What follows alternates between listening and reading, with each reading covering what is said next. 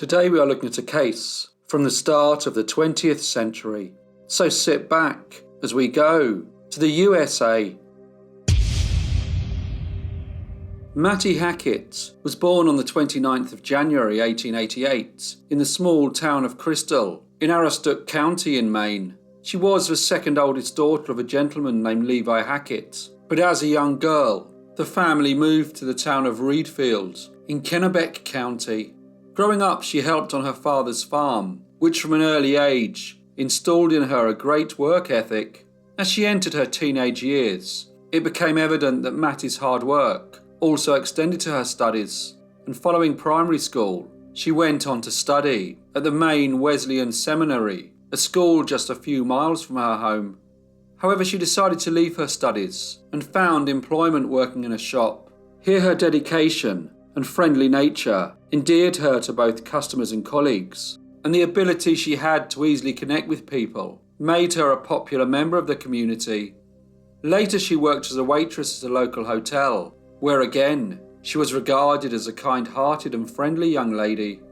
She was known for her beauty, which did not escape the attention of many of the local young gentlemen. Yet despite the allure of a potential romance with someone who lived nearby, she became engaged to a man named Mr. Lyons, who lived in the city of Boston. Despite the distance between them, plans for a wedding were already taking place. However, before any wedding could happen, Mattie had a lingering medical issue. Her appendix needed to be removed. By the 1890s, this had become quite a routine operation.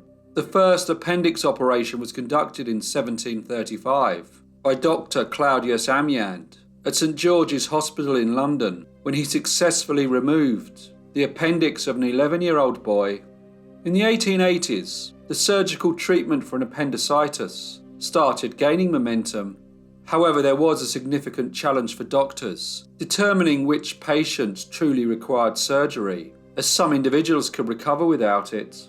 Nevertheless, advancements in surgical techniques and anaesthesia played a crucial role in improving outcomes, to the extent that surgery rapidly became the preferred and most effective approach for treating appendicitis.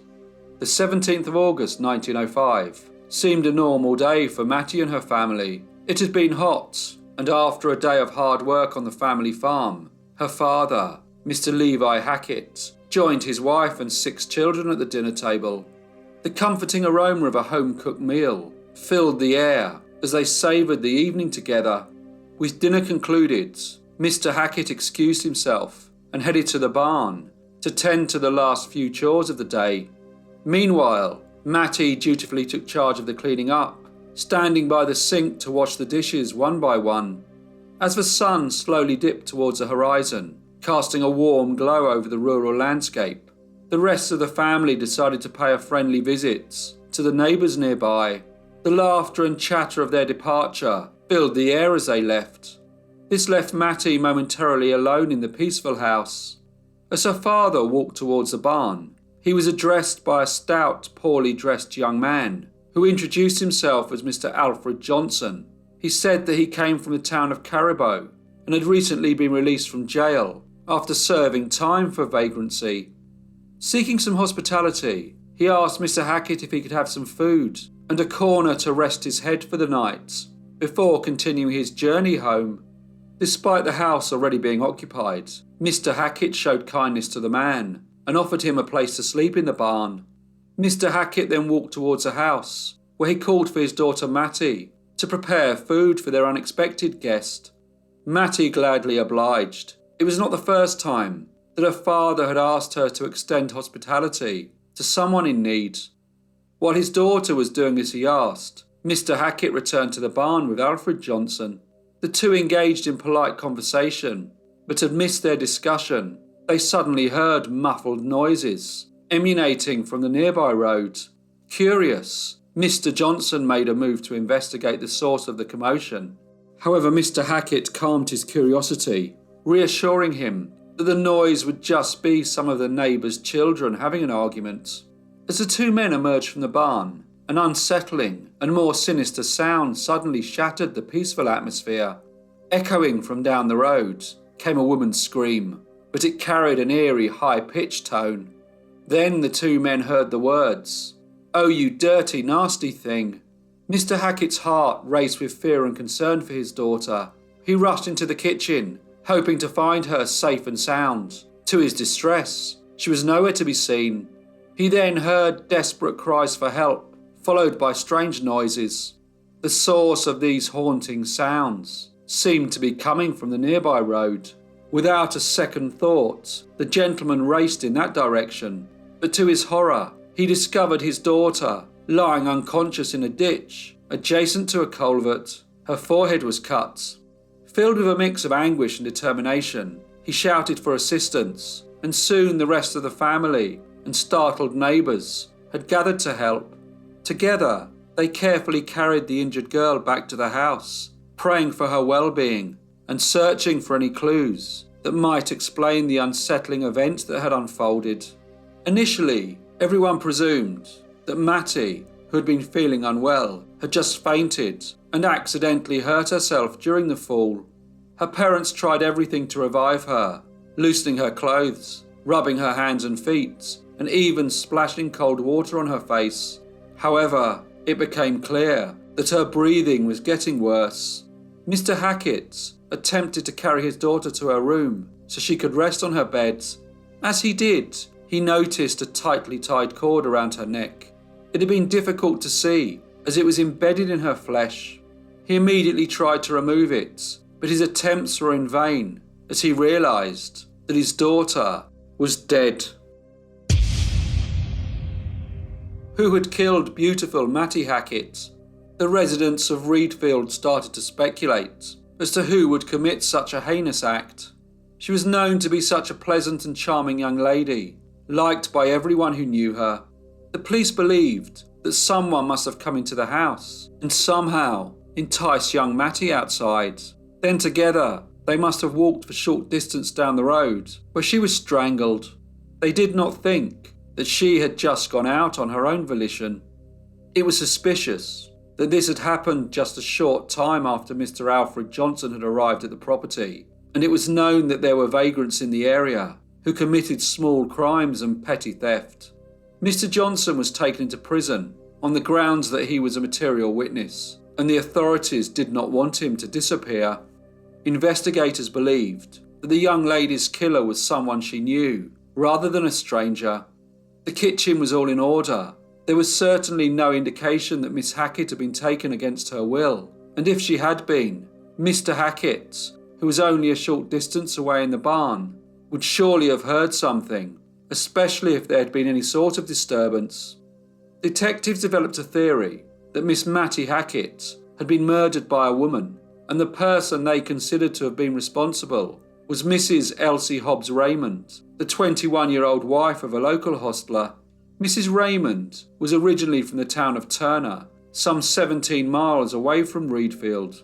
She had moved to Reedfield as she was offered employment at the Elmwood Hotel, and it was here that she met her husband, Mr. Bert Raymond, who was employed in the stables.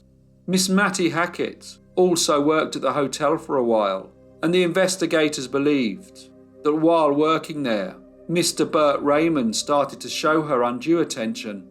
There were rumours that the two had driven out together in a horse and cart, which had caused immense jealousy and frustration to the gentleman's wife, who at the time of the murder was 8 months pregnant. Investigators surmised that on the 17th of August, Mr. Raymond went to the Hackett home to speak with Mattie. His wife suspected that something untoward had happened between the pair and followed him. When she saw him with the attractive young lady, she erupted into a violent rage. It was during this outburst that she shouted, "Oh, you dirty, nasty thing," and strangled the poor girl with a cord. This presented a harrowing picture and meant that if this was indeed the case, the crime had been committed by someone within the close-knit community. The revelation left the entire neighbourhood shocked. The investigators had gathered evidence that seemed to support this disturbing theory. On the day of Mattie's death, a witness had heard the Raymonds engage in a heated argument. Additionally, a lady named Miss Milliken, who lived in the property with Mr. and Mrs. Raymond, said that Mrs. Elsie Hobbs Raymond had left the house early in the evening and didn't return until well past midnight. visibly upset and in tears. Other witnesses claimed to have seen Mrs. Hobbs Raymond hastily walking down the road in the direction of the Hackett farm shortly before the attack on Mattie took place. However, these sightings of a veiled woman walking towards the property of Mr. Levi Hackett seemed to be quite contradictory.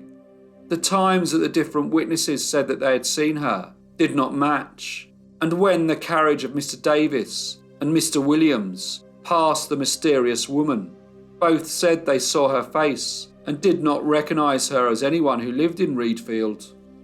Mrs. Hobbs Raymond's husband stated that when he heard about the murder, he was unable to find his wife. He hired a horse for the purpose of finding her and returned home at 10 p.m, only to find Elsie in the field behind their property. She was upset, as they had argued. The police learnt that Miss Hackett had been residing with an aunt in the nearby town of Bartlett, as she was working in a store there. However, she had recently returned home due to her health and upcoming operation. During her time at the store, she had confided in two co-workers, expressing fear of a man in Reedfield. The two colleagues told police that Miss Hackett had told them that she had previously been courted by this man, but ended their relationship, and the man later married someone else. She had also told them that she felt uneasy around him.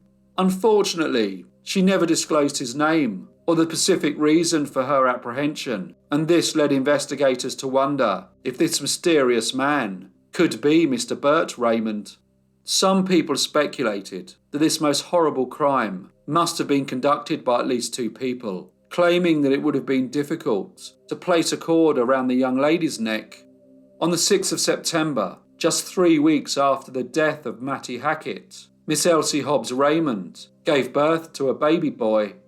Despite the theory that Mrs. Hobbs Raymond was responsible for this crime, there was not enough evidence to charge her, and as people continued to speculate, the police confirmed that they had eliminated all but one suspect from their inquiries, and that suspect was Mrs. Elsie Hobbs Raymond. On the 20th of January 1906, a newspaper reporter asked Mrs. Hobbs Raymond as to what was her opinion that the county attorney had decided not to put the evidence of the case in front of a grand jury. Mrs. Raymond replied, "They know that I am innocent and that they cannot convict me. That's why they don't do anything."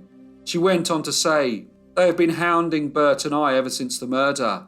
They have held us up to the suspicion of the people, yet they give me no opportunity to clear myself of the stain." Mr. Alfred Johnson was released from prison, and over the next few years, life moved on for the people of Reedfield. The murder of beautiful Miss Mattie Hackett was rarely mentioned. In March 1912, nearly 7 years after the tragic event, County Attorney Mr. Joseph Williamson delivered a shocking development by securing an indictment against Mrs. Elsie Hobbs Raymond. Throughout the investigation in 1905 and early 1906, he had strongly believed that Mrs. Hobbs Raymond was the culprit behind this horrible crime, and he was now determined to prove it in court. Mrs. Hobbs Raymond was arrested and held at the Kennebec County Jail to await her trial. The trial took place in November 1912 in the state capital Augusta and was presided over by Chief Justice Whitehouse. It had caused quite a sensation in the States, and again, the murder of Miss Mattie Hackett became the most talked about subject in Maine. The case against Mrs. Hobbs Raymond was quite extraordinary. It was based on the argument that her advanced pregnancy had caused her temporary insanity, and this had driven her to commit the terrible act.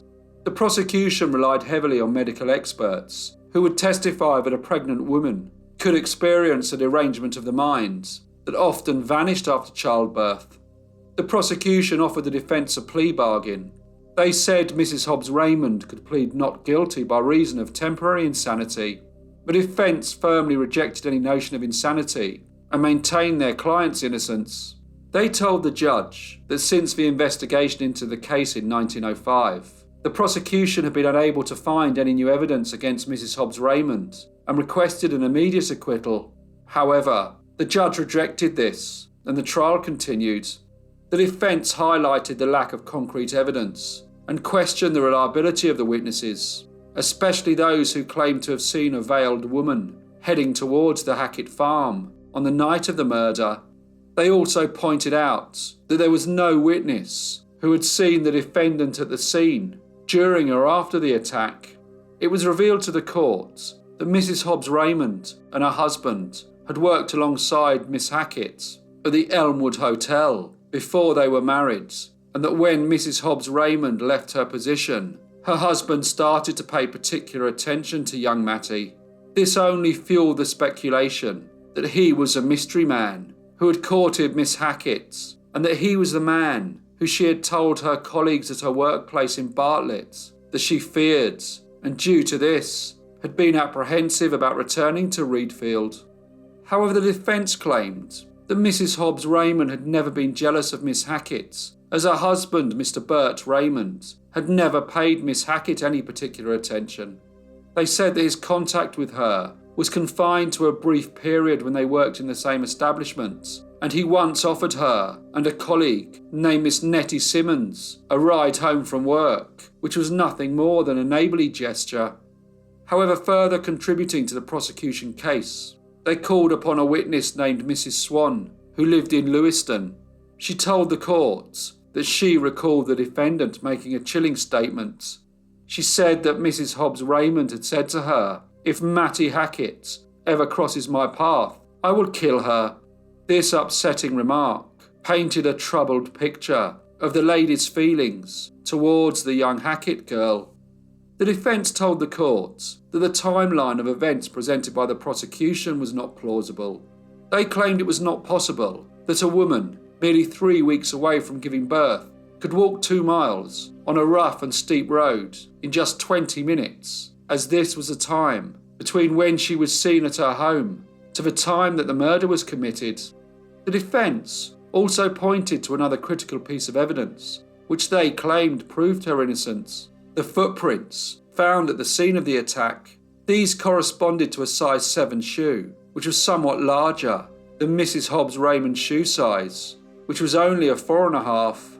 This vital detail significantly raised doubts about her involvement in the crime and cast a shadow of uncertainty about the accusations against her. Elsie Hobbs Raymond took the stand. She claimed that she spent several hours that evening sitting alone outside in the orchard at the back of her house after a heated argument with her husband over finances. She vehemently denied having gone anywhere near the Hackett home. The defence, however, went even further, and they told the court that they had managed to identify the true culprits who had committed the murder. The mother and sister of an army deserter named Mr. William Hurd told the court that he had confided in them that he and 2 fellow vagrants attacked Miss Hackett on the 17th of August 1905. Other witnesses also said that he had told them the same. Unfortunately, Mr. Hurd had died by his own hand, and although he had allegedly admitted to the crime, had never actually revealed the names of the other people involved. But this story was not new. It had in fact first been reported in the Lewiston Journal shortly after the murder, and it was noted that around that time no one had seen a group of vagrants, and neighbours had ridden out searching for who may have committed the crime that evening and the following day, but failed to find anyone. The confession may have just been the words of a confused man. Mr. Alfred Johnson, who had arrived at the farm looking for food and shelter on that tragic day, also provided conflicting testimony. He now claimed that he had heard male and female voices near the barn, with the man saying, "Can't you come down tonight?" To which the woman replied, "No, I can't come down tonight." This, he said, was followed by 2 women talking. Then he heard a cry of, "You dirty nasty thing," and a stifled scream. The jury seemed unconvinced by the prosecution's case, and after deliberating for only 2.5 hours, they returned with a not guilty verdict. This was greeted by loud cheers and clapping from the gallery. Mrs. Hobbs Raymond started to cry, before being surrounded by her friends and family. After the trial, she said, "I was confident of my innocence. I expected to be acquitted. At no time did I have any doubts that the verdict would be complete vindication. We can now live our life in peace. Nevertheless, the verdict left the haunting question unanswered. Who killed beautiful Mattie Hackett? The puzzle remains a perplexing mystery and is probably destined to endure throughout the ages. Hello everyone, and thank you so much for listening. As usual, please leave any comments or feedback you may have, and I hope to see you all again in the next Brief Case